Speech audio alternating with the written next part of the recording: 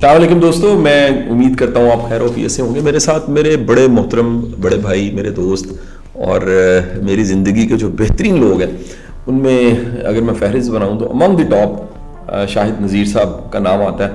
اور شاہد صاحب کا کمال یہ ہے کہ یہ ایک ورسٹائل پرسنالٹی ہے۔ اللہ تعالیٰ نے انہیں بے شمار خوبیاں، بے شمار صلاحیتیں دی ہیں۔ ایک عرصے سے میں ان کے کام کو دیکھ رہا ہوں، ان کے کام کی تعریف کرتا رہتا ہوں۔ یہ جرنلسٹ ہے، سب سے بڑھ کے پاکستان کا، اگر آپ ڈیجیٹل میڈیا سے واقف ہیں تو سب سے بڑا جو کہہ لیجیے ڈیجیٹل میڈیا کا پورٹل ہے، یوٹیوب چینل ہے، وہ اردو پوائنٹ ہے۔ اس کو یہ لیڈ کر رہے ہیں، اس کے ہیڈ ہیں۔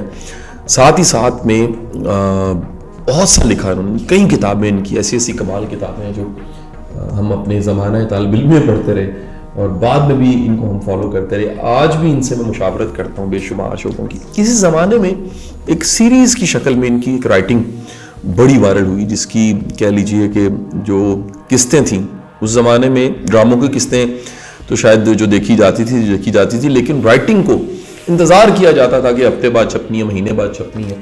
اس زمانے میں یہ ایک سیریز ان کی، جس سیریز کو اگر میں کتابی شکل میں یاد کروں تو وہ جنات کا غلام کے نام سے 80 ہفتے تک، 80 ہفتے آپ جانتے ہیں کہ سال کے تقریباً 48 ہفتے ہوتے ہیں، اور 80 ہفتے کا مطلب ہے تقریباً 2 سال، پونے 2 سال تک وہ سیریز چلتی رہی اور لوگ انتظار کرتے تھے۔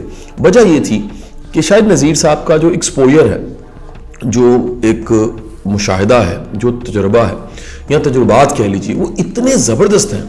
میں اپنی زندگی میں بڑے مضمون، بڑے شعبے ایسے ہیں جس میں خالص اصلی بندہ ڈھونڈتا رہا ہوں، بندے نہیں ملتے۔ سطحی نالج ہے، ڈیپتھ نہیں ہے، پریکٹیکل نالج نہیں ہے، کتابوں سے پڑھا ہے، جھوٹ بولتے ہیں۔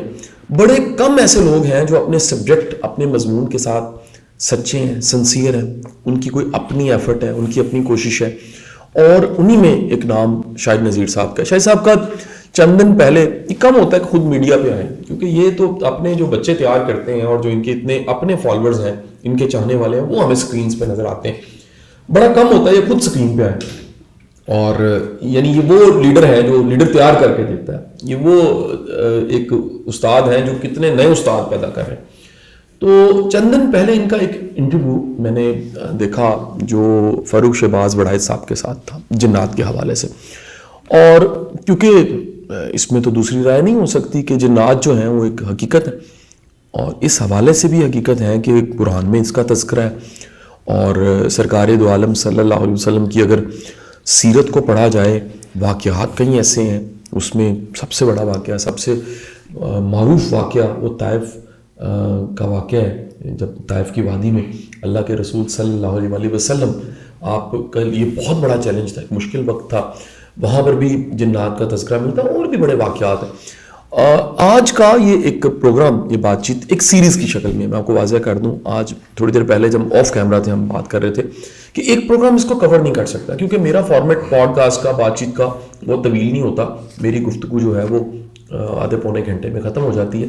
تو ہم سیریز کی شکل میں کئی 5-6 تقریباً اس کی ایپیسوڈز بنیں گی، اس پہ بات کریں گے۔ آج سب سے پہلے تو میں سوال جو پوچھنا چاہوں گا اور ساتھ ہی ساتھ ویلکم کروں گا شاہد نذیر صاحب کو، وہ سوال یہ ہے کہ جب آپ یہ کتاب لکھ رہے تھے جنات کا غلام، اس وقت آپ کو کیا خیال آیا؟ کیونکہ بڑے کم لوگ ہیں جو اپنے روحانی مشاہدات، تجربات لکھیں، یا بالخصوص میٹا فزکس اس کو ریٹن کریں، کیونکہ وجہ کہ میٹا فزکس یا روحانیت یا یہ جنات کی دنیا ایک ایسی چیز ہے جس کو دکھایا نہیں جا سکتا، جس کا کوئی پروف نہیں دیا جا سکتا۔ آپ جو چاہیں لکھ لیں، اس لیے آج تک جتنے لکھتے بھی نہیں پکڑے نہیں گئے۔ آپ کو کیسے خیال آیا؟ اور ان دنوں میں آپ کی اپنی عمر کتنی تھی؟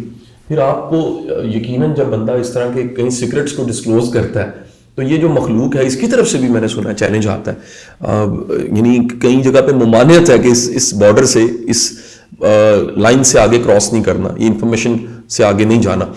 آپ اس وقت 2004 میں جب یہ سیریز ساری آ رہی تھی، نوائے وقت میں غالباً تھی، تو آپ کی اپنی سوچ کیا تھی اور کس طرح کو خیال ہے کہ اس کو لکھنا چاہیے؟